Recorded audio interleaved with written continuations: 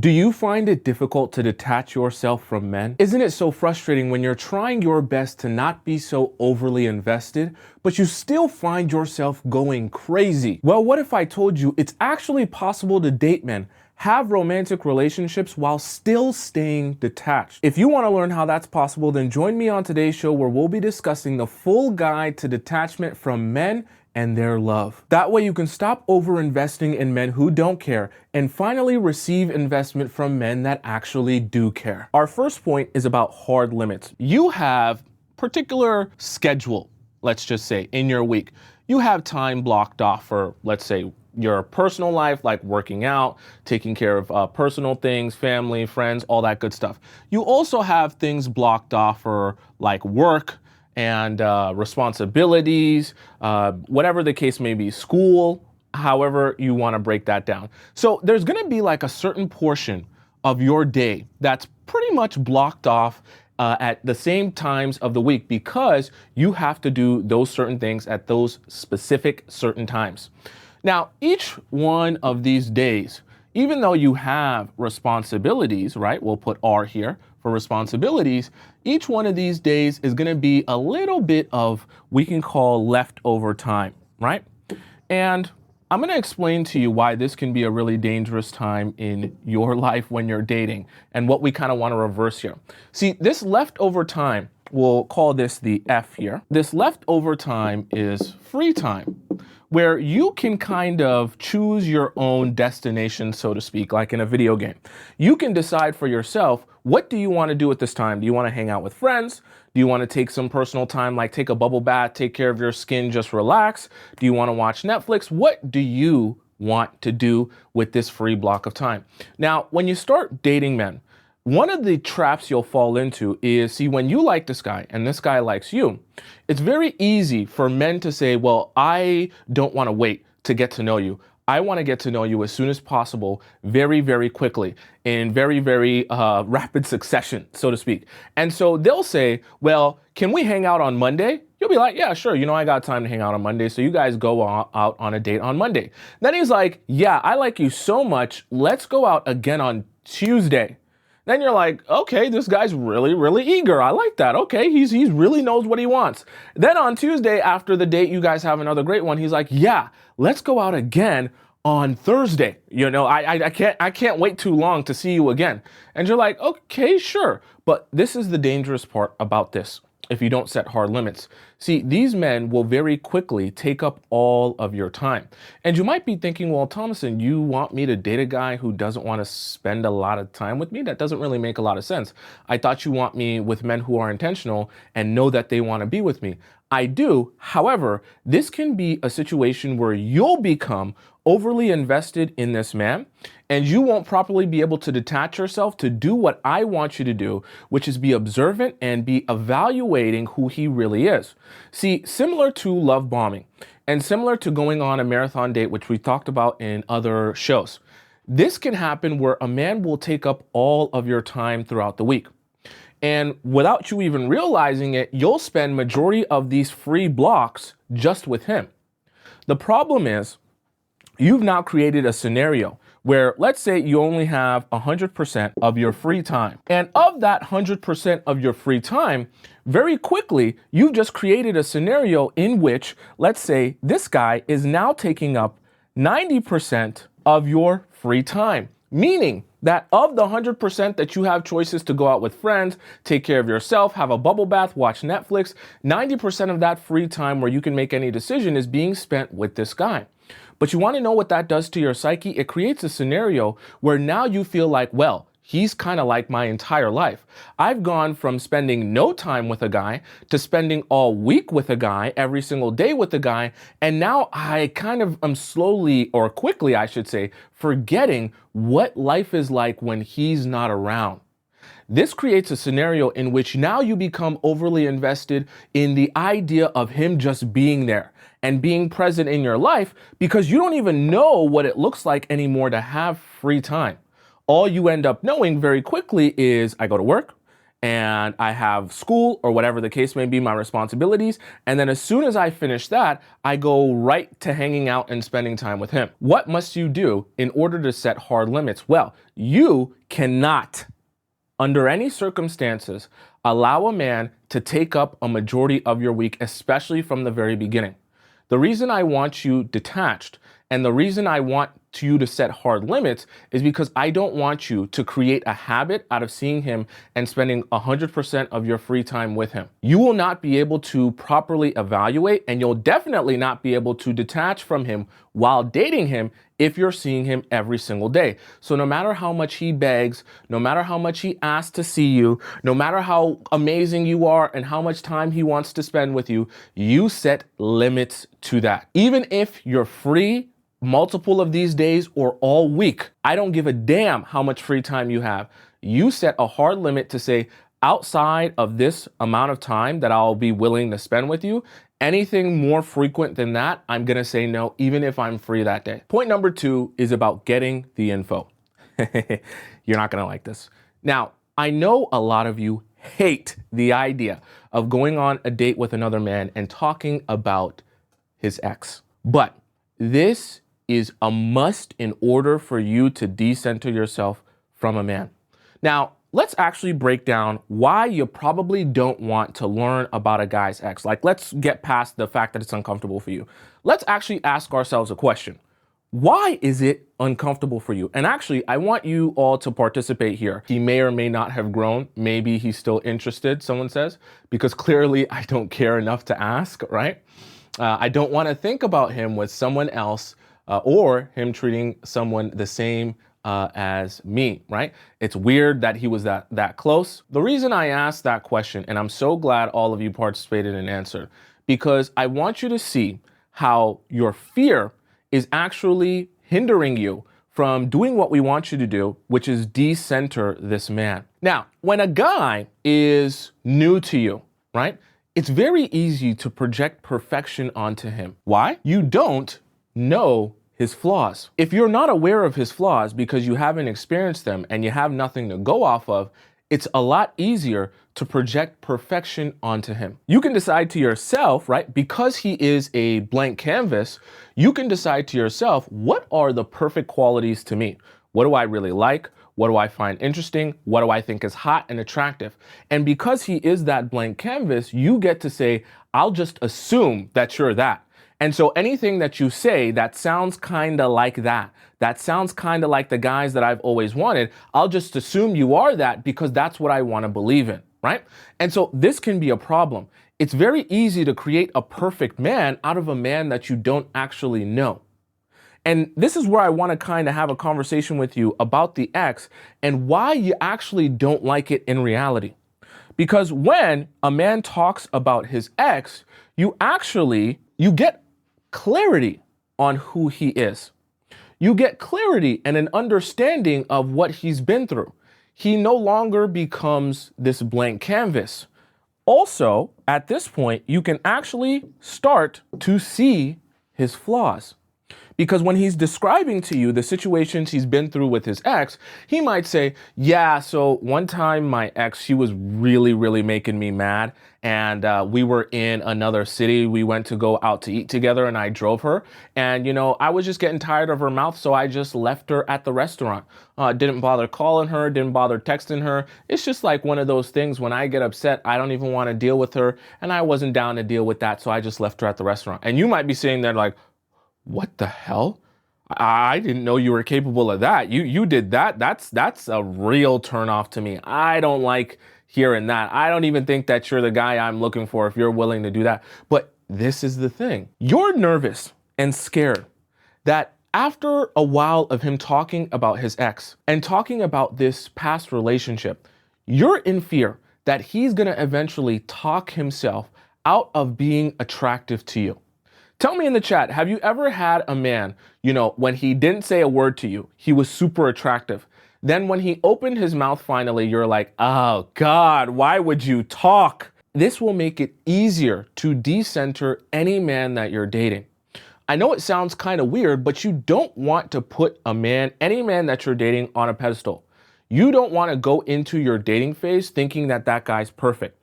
And one of the best ways and quickest ways to break your illusion is to ask about the ex, get that information, hear some of those negative character traits, hear him talk about stories that cringe you out, hear him talk about actions and things that he said to his ex that make you go, ugh, I don't know if that's my vibe, right? And the reason I'm saying that, not because I don't want you to be attracted to that man, but I want you very quickly to be able to bring him back down to earth in your mind. Because when he's brought back down to earth in your mind and you realize he's actually just a human with flaws, it'll be a lot easier for you to say, okay, rather than imagining that this is some fairy tale fantasy where I just met my Prince Charming and he's come to save me, I'm going to focus on meeting this man, figuring out who he is, figuring out the things he's good at and the things he's not so good at, and deciding if I want to continue dating this guy, right? You'll be able to be a lot more level-headed and logical when he doesn't seem like perfection to you. But the only way he'll stop seeming like perfection is if you start hearing about his flaws and seeing and experiencing some of his flaws very early on. And obviously, very early on, he's not going to necessarily be treating you bad. But if you can get stories on how he's treated his ex bad, even better. It'll bring you back down to earth and allow you to say, okay, I'm here, I'm dating you, I'm on a date with you, and I'm just gonna focus on learning. Point number 3 is about social media. This is one of the new generation traps that will stop you from being able to detach from a man that you're dating or a man that you've dated in the past. So it needs to be addressed for you now. Each and every one of us have one of these. It is a crazy monster. What is a crazy monster, you might ask? This crazy monster is a monster that sits inside dormant in each one of us, that at certain periods of our lives, in certain situations, based on certain triggers, can be activated. When this crazy monster is activated, you have a choice to make. You can either choose to feed that crazy monster, or you can choose to starve that crazy monster. The choice is yours. What does it mean to feed that crazy monster as it relates to social media? When you start dating a guy and you start allowing yourself to make him the center of your universe from the standpoint of saying, okay, I need to see everything he's doing at every point of the day and see exactly who he's following, who he's followed, who follows him. I need to check every single one of those followers, and I need to check on a regular daily basis if he's adding anything to those followers. When you do that, you're feeding that crazy monster. And you want to know what happens to that crazy monster? The crazy monster now looks like this. Notice it's a little bit bigger now. And then the next week comes, and again, you're checking all of his stories, watching them in the first 30 seconds. You're looking to see who he's following again. You're looking to see, oh, he unfollowed this girl, but he followed this girl. Who is this? Where does he know her from? You're going on her profile, and then you're checking to see if he's had any comments with her. You're looking in her likes to see if he's liked any of her previous pictures. And the crazy monster is growing and growing and growing until eventually your crazy monster is really crazy, because you've been feeding and feeding and feeding this crazy monster with all of this different checking up on what he's doing, checking up on who he's following, checking up on who's following him, trying to see what pictures he's liked, trying to see what reels he's liked, you will set yourself down a spiral that you can no longer control. Because you want to know the worst part about this? When this crazy monster grows to this size, it becomes very difficult to control. See, when you feed it, it grows. When you starve it, it loses a lot of its power and ability to control you. But when it grows so large that you no longer can even control it, you find it very difficult to starve the crazy monster at that point. What do I mean by that? Once you create that cycle of addiction, of checking up on everything he's doing at every point of the day, seeing every single follower, every single comment, every single like, it becomes so hard to stop yourself that you literally can't even use the Instagram or the Facebook or the Snapchat or whatever it is you're using to stalk him and check up on him. Because as soon as you open it, you go right to his profile and you can't even control yourself and your ability to just stop yourself. As soon as you open it, you just go right to it. You can't stop yourself. But this is a problem. See, you're not going to be able to detach yourself from any man, not ones that you're dating now, not ones that you'll date in the future, and not ones that you've dated before if you continue to feed this crazy monster. I promise you. I'm telling you this because I've experienced it myself. We all have this within us. So you have to understand if you're properly going to detach from men, and you practice all this stuff, because I don't see a lot of creators talking about this side of things. You practice all this stuff like rating, all this other stuff that people will talk about, control, self-control, awareness, this and that, all this good stuff for detachment. But we don't address how, the things that are going on in our lives in this era, right? When we have social media, it's a very easy way to fall back into the cycle of being overly invested and going crazy, trying to figure every single little thing out about a man and never being able to properly detach from him. Point number 4 is about the schedule. I talked to you about the week kind of span here and about setting hard limits for your entire week that you don't end up spending too much free time in a week with a man. Now, in a lesser sense, on a daily basis, you have a routine and a schedule that you go through, a plan for what you want to do with each individual day. Let's just kind of break down the typical day, right? You may start off in the morning with a workout, and then in the afternoon you got work, in the evening you're hanging out with friends, and then in the night you have sleep. Now, when you start dating a guy, you're gonna be anticipating what you're gonna be doing the next day. When you get to that day, you have an already set schedule of what you plan to do for the most part. What will happen though is sometimes when you start dating a guy, he will try to get you to sacrifice some of the things that you wanted to do to maybe spend time with him at that time because maybe all of a sudden he's free. I don't want you to ever do that. Not even a little bit. I don't want you to rearrange any parts of your schedule, whether it be you better not take off work. You better not. Whether it be work, whether it be friends, right? Because this is the easiest one to misplace that a lot of you will misplace, or getting less sleep. Okay, and you damn sure don't want to be doing to quit no workout to be with him. The thing about this is, right, you don't want to replace any of these with a man. Any of these already existing plans in your life with a man. Why? Because if you're trying to date from a detached standpoint, as soon as you start rearranging your schedule and sacrificing for him, you'll put yourself in a place of a very high, we can call this, very high investment. What does high investment really mean? High investment in this sense of the word is when you start making a lot of sacrifices for one person in particular, you'll start to feel like, damn, I'm doing a lot for you and I really want this to work out if I'm going to be bending over backwards for you. Because I can't just be doing that for anyone that I'm randomly going to date for a couple of weeks and then not be with. It's creating a scenario in your mind where as you invest more and as you sacrifice more of your things, now I have less friends because I don't hang out with them as much. Now I'm chronically tired because I don't get enough sleep. Now I'm out of shape because I've been sacrificing all my workout times to spend more time with you. Right? Or because I get less sleep, I sleep in, so I miss my workouts. Or because I get less sleep, I'm way more tired at work, and now I am not going to get a promotion, or I don't work as hard, whatever the case may be. The problem is now you start to say, okay, I've given up a lot for you. I've traded in a lot for you to spend these days with you, to be around you more. And as you start to feel like that, you'll be like, well, I need repayment in return by being with you. If I'm going to trade in all of these things for my life, then I better get you in return. Because if I don't get you in return, then this has been a complete waste. And I'm invested now, so this is going to be difficult for me to let go.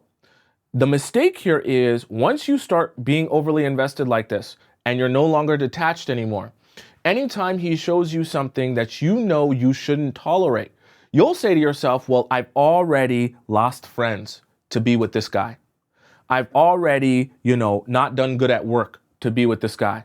I'm already losing all these other aspects of my life to be with this guy. And now that I've traded all of this in to be with this man, I really, really need to end up with this man. Whether he's gonna treat me good or whether he's gonna treat me bad, I gotta figure out a way to get something in return for all of my investment. I do not want you in that position. So what must you do? Similar to setting hard limits, you will never ever change or adjust your schedule for a man at any point when you're dating him, especially at the very beginning. Because in order for you to stay detached, you cannot be in a place where you feel like you've traded in things for yourself to be with him. Once you start doing that, you'll start feeling like you're owed a relationship from him, and that's the outcome that has to happen in order for you to get repayment on the investment or the trade-in that you gave. For point number 5, we have decisions. There is a decision for a man to make at each point of his dating and talking stages with you. Anytime he's making a decision in this relationship, he's deciding between one of these 3 choices. He's deciding to treat you like a princess, which means go above and beyond for you and really take care of you and make sure your needs are met. To treat you like, I kind of will do the bare minimum, but not really trying to go over the top or do the most. Or he can choose to treat you like trash, where he doesn't even meet the bare minimum standard. And in fact, he's probably making your life actively worse. Okay? There really is one of these 3 options in every decision that he can make in a relationship with you. But here's the thing that I want you to do, especially when it comes to detaching from men. I want you to let go of your desire to control whatever decision he chooses to make. Now, this is way easier said than done. But what you'll realize is when you start dating a guy and you want a relationship with him to work out, you'll want him to pick this road because you want to get treated well so that this relationship can go well so that you guys can be happy together. So you're going to try and say, well, okay, I need you to get me flour. You have to do this so that we can be together, so that I can be happy, I can feel like a princess, and I can get treated well. I need you to ask me out on dates so that this can go well and we can be together and we can be in a happy, healthy relationship. I need you to go all out on Valentine's Day and really tell me and show me how much you love me. I need you to call me on a regular basis. I need you to text me every 5 minutes. You'll get so obsessed with trying to make the decision for him to treat you this way that you won't realize, first of all, he's not making the decision for himself. You also won't realize what he would rather do. Decisions for men are all about what they would rather do. And I want you to be detached from trying to force him to make any particular decision. Why? Because I want you to see what he would rather do. It will tell you a lot about him, a lot about how he feels about you, and a lot about his interest level in actually even building with you.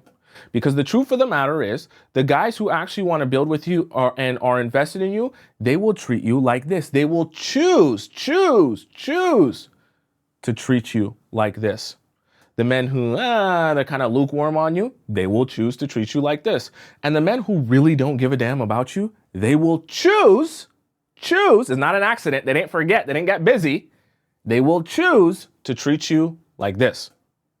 So the thing that I want you to do now, when you go out into your dating stage, your talk stage or whatever, is I want you to detach yourself from choosing for him which one this should be. Now, let me help you understand something. That doesn't mean that you don't deserve princess treatment, okay? That doesn't mean that you don't deserve for a guy to show up for you properly. However, when you go out on a date, you're not here to convince him to treat you properly. You're here to observe if he chooses to treat you properly. If the case is that he chooses to treat you like trash, you will accept that as the truth and you will move accordingly, which should be moving away from him. But it is his choice and his decision, and you are detached from any one of the decisions he could possibly make. If he chooses to make this decision, cool, then you'll spend more time with him. If he chooses to make this decision, he's probably not going to get a lot of your time. And if he chooses to make this decision, he's definitely not going to see or hear from you at all. Point number 6 is about reaching out. Now, I'm going to explain to you in this visual why I don't want you reaching out and how it serves your detachment, okay? Let's say, for the sake of example, there just is no text. So you're forced to reach out in order to kind of stimulate the process of you guys having conversation. When you reach out, he then responds to you, has conversation. Oh, how you doing? Oh, yeah, we haven't talked in a bit. I just been busy with work, blah, blah, blah, blah, blah, blah, blah, blah. And then you say, yeah, I'd love to go out with you sometime, love to see you again, da da da da. Then he's like, yeah, sure, you want to hang out tomorrow?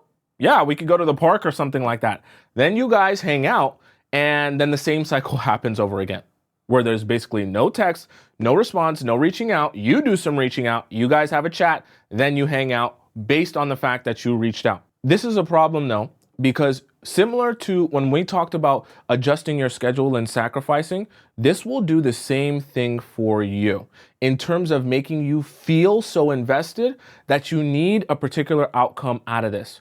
This is what will happen. See, you're a woman, so your nature is to be in your feminine energy and feel like you're in your feminine energy. What will happen though is if you spiral too far into the opposite direction, meaning you start going and being in your masculine energy, you'll start to adopt that mentality. But the problem is down the line, you'll be frustrated being in that position. What do I mean by that? When you start reaching out on a regular basis just to get a hangout out of him, you don't realize it, but every time you do that, you actually make it harder for yourself to pull away and let go. Why? Because when you're reaching out, and you're forcing this relationship to work, every time that it just barely works and you just barely get to see him, you feel more and more invested in making this work because you've done so much work previously to make this work. So now when you reach out and you get the hangout and you basically force him to go on a date with you the first time, then it makes it so that the next time you're like, well, I can't just let this go now. I can't just say nothing now. I can't just let this fizzle out now. I've got to figure out how we can go on a second date. So then you do the same thing over. But now you've done it twice. So now you feel like I got to do the same thing again because it's been 2 weeks now and I can't let this die. Then it just goes on and on and on. And each time you reinvest, you make yourself feel more guilty about just letting it go because you don't want to have wasted all of this time and energy previously. And this is why it can be such a dangerous cycle for your ability to detach. Because when you overinvest like this, you'll never be able to detach properly. You'll always be focused on gaining back your investment, right? Gaining a return on your investment, so to speak, your ROI. When you invest in these men like this, right? I'm not saying you can't do something for a man, but when you overinvest in a man like this, it makes it so you can't possibly detach yourself from the outcome. You're always detached to a particular outcome, which is me and him have to be together. In everything that you do when you're dating a man, see, part of being detached is also being very logical in your way of going about things and approaching things. Why do I say that? Because you're a woman and you're more naturally gonna be emotional. Let's just be honest, right? But you don't want your emotions to control your ability to make good decisions. It's okay with being emotional. We're all emotional to a certain extent. You just don't want your emotions to put you in a position where you're actually getting hurt, okay? So what I want you to start doing is I want you, before you ever date any man at all, okay? I want you to create, whether it be in your mind or if you really need to have a physical copy of this, create a list out for yourself of the criteria that you need to be present in any man that you're ever gonna date, any man. And then when you start dating men, you go and ask yourself, okay, I know I said I wanted a man with direction because I know why that's so important. Does he have that? Okay, check. He has that so far, right? I also wanted a man who is very respectful of me and our relationship and talks to me a certain way. I know that that was something very important to me. Does he have that? Okay, check, right? I know that I really needed a man who's capable of resolving conflict in a relationship, because when you fight, which every relationship's gonna have fights, we need to be able to come up with solutions so we can get past those fights. Can he do that? Answer is yes. And on an ongoing basis, right, this criteria will never change for you. No matter who you date, no matter how many times you go on a date with them, it never changes for you. And what I also want is on an ongoing basis, you need to be asking yourself, are these criteria that I have for any man that I'm gonna be with, are they being met? If the answer at any point in your relationship becomes no, or becomes, I just don't think I'm ever going to see that from him, despite it being one of my main criteria in terms of being with any man, then you have to end that relationship. And the reason I'm saying that this will help you detach is because when you first ask yourself the question of what is my criteria before you go on the date, right? Before you even start dating, it becomes a lot easier to just answer for yourself, is the criteria met or is it not met? And you won't be so emotionally invested that you start trying to twist things and turn things and make it seem what it's not and justify things. No, no, no. There is no justification. Answer the question, yes or no, is this criteria met? You said you wanted a man with direction. Does he have that? Yes or no? If he doesn't have direction, then you know what you must do. There is no if, ands, or buts, right? Sometimes when you have your checklist, you even write it down beforehand, it makes it a lot easier for you to not justify things after the fact. And it's a lot easier to detach when you can just observe if things are true or false, rather than saying to yourself, I'll just go with the flow and see if I can work with certain things. Our number 8 point is about outcomes. I want you to understand you are not going to be able to control the outcome here to a certain extent. What I mean by that is you can do everything that you can possibly do and say, I want to travel on this destination here.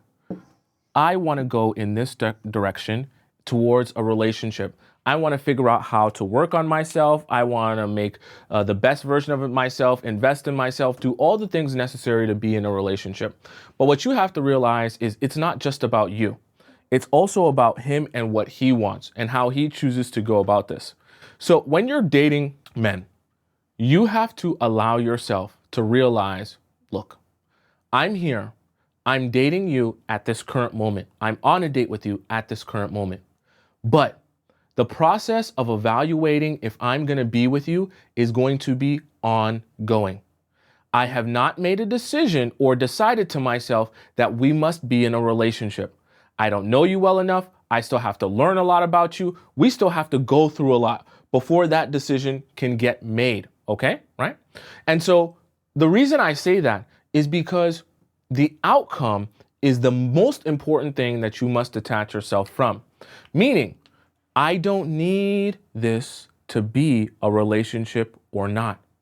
I just need to focus my energy on evaluating who you are and learning who you are. That is all I'm focused on.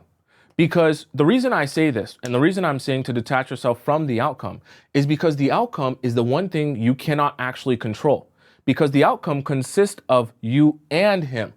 So not just your desires, but his desires as well. Not just your actions, but his actions as well. So even though you want to go in this direction, he might end up going in this direction. And if he ends up going in this direction, well, then the both of you are going to break up. The only way for this to come true is for both of you to be on the same page about this. But what I want you to accept is the reality that that's a possibility, but that's also okay. And I know it sounds a little bit morbid to say that, hey, you should be okay with the fact that you and him might break up. But you have to realize not every date that you go on is going to work out perfectly. Not every man you meet is going to be the perfect man for you, but that is okay. You're here to evaluate and find the man that you're looking for and filter out the men that you're not looking for. If he is not one of those men, your world does not end. Look at me. Me and you were friends. We're very close. Your world is not going to crumble because you simply can't be with one man.